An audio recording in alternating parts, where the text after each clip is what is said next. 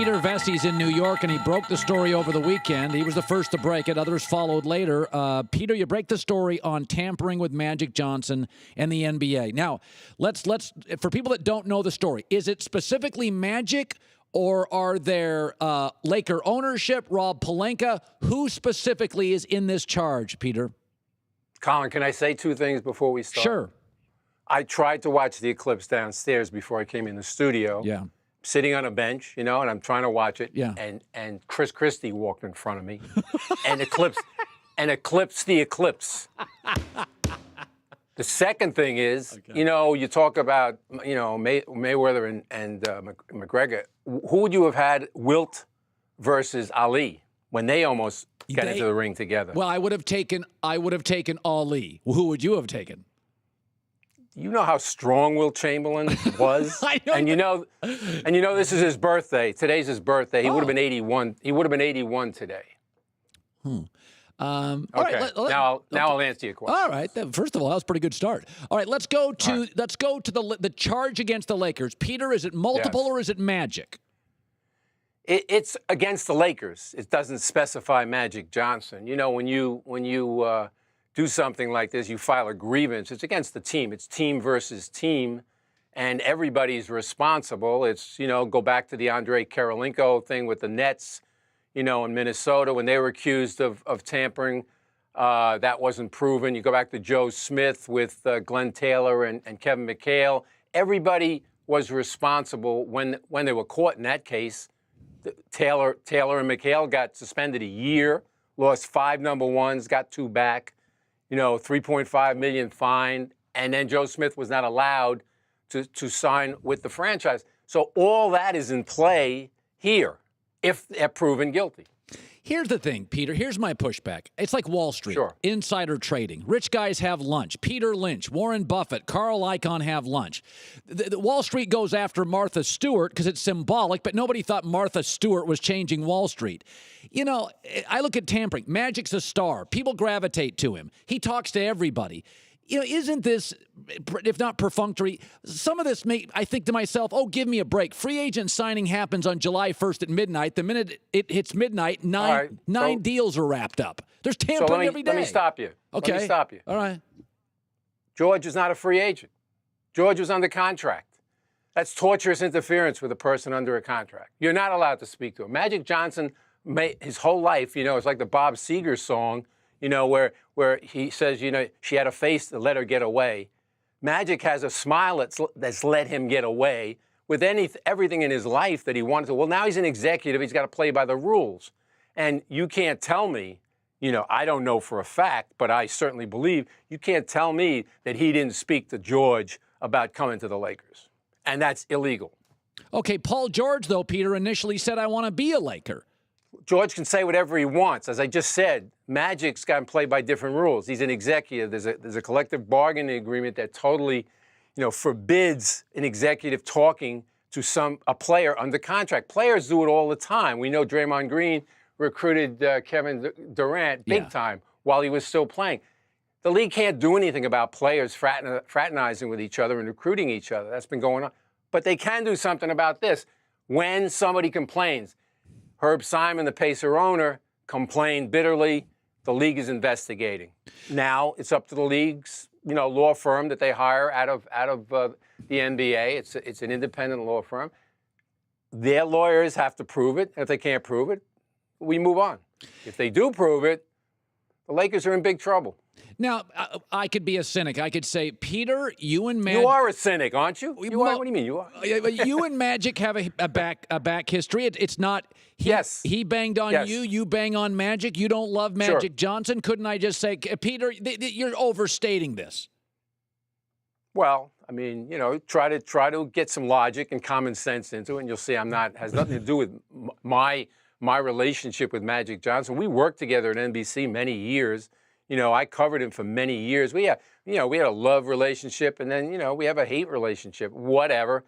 And, I'm sure you want to know about, the tweet that went on yesterday. Sure. Do you? Yeah, sure. Okay.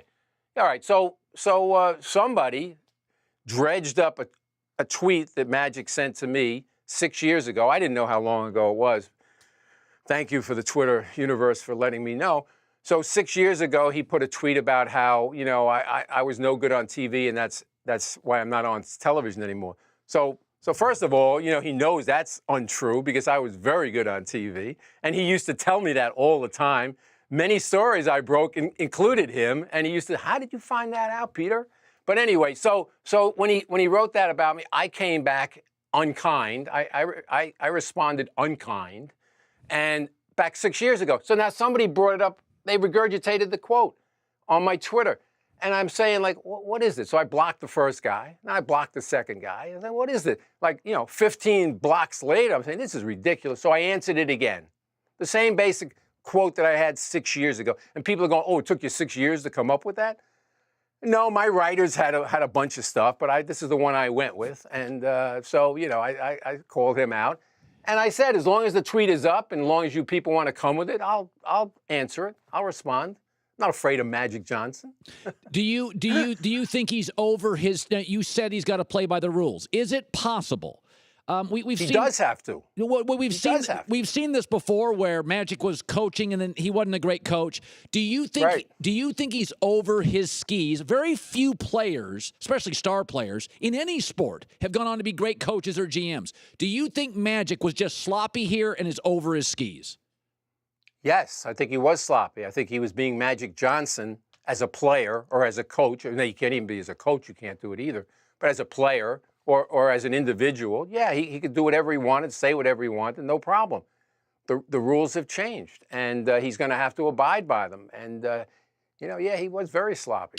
Well, we'll find out how sloppy he was. Peter, you have an encyclopedic knowledge of the NBA and have been covering the league forever.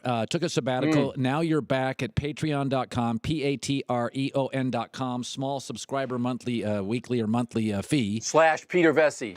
/ Peter okay. Vecsey there.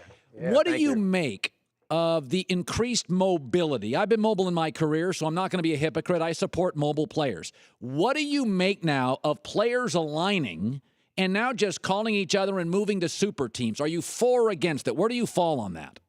Listen, for years when I was young growing up, and I saw the Dodgers leave Brooklyn and go to L.A., you still have them, right? They're still there? Yes, they're good.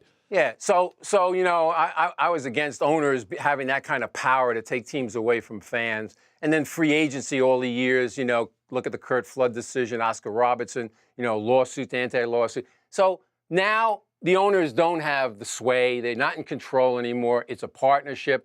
But unrestricted free agent allows players to not only pick their teams, they get paid whatever, astronomical amounts of money now. I'm all for it. People are against the fact that players can now choose the sides. Well, for years, owners chose the sides and sent everybody wherever they please. And now, no, I'm all for it. I was all for Kevin Durant doing what he wanted to do, and LeBron James doing what he wanted to do, and Gordon Hayward doing what he wanted to do. But it's interesting, you notice Gordon Hayward didn't take the abuse from Utah fans or other fans the way that Durant took the abuse from Oklahoma City fans, who have some nerve, by the way, complaining about Durant leaving their team. They've got a franchise that left Seattle. Are you serious? The point I've made for the last year is it's outrageous. Kevin Durant just watched owners and GMs move people constantly, so he said, I get the game. I guess I'll do it too. Finally. Right back at you. And finally, Peter Vecsey, finally. What do you think comes? What do you think comes of Magic Johnson? My guess is it would be a fairly hearty fine. Do you think it's more serious potentially, Peter, than that? If they catch him, it's definitely, this is bad. This is worse than the Joe Smith Minnesota thing because that was their own free agent. Now if it's proven, they've interfered with somebody else's free agent. No, it could be suspensions for Jeannie because she's responsible. She's at the top. Magic, Pelinka, by the way, the guy that, made a deal with Cleveland to let Boozer out of his contract so he would re-sign and then took him to Utah. So we know how he works. But no, but let me just say one thing about Magic. We can guess, speculate what's going to happen. Magic, I thought, has done a pretty damn good job since he became the president of the team. Yes. I thought he made some good moves. I thought he made a good draft. I do think, Colin, here's something for you. I do think that there was some collusion between him and Busting Ball, I call him, the father, Yeah. and, to get his son, act like a nut, scare off everybody. This is even before they had the second pick, but scare off everybody, and then we'll draft you, and then you'll calm down. And that's exactly what has happened. And I think that was a deal under the table.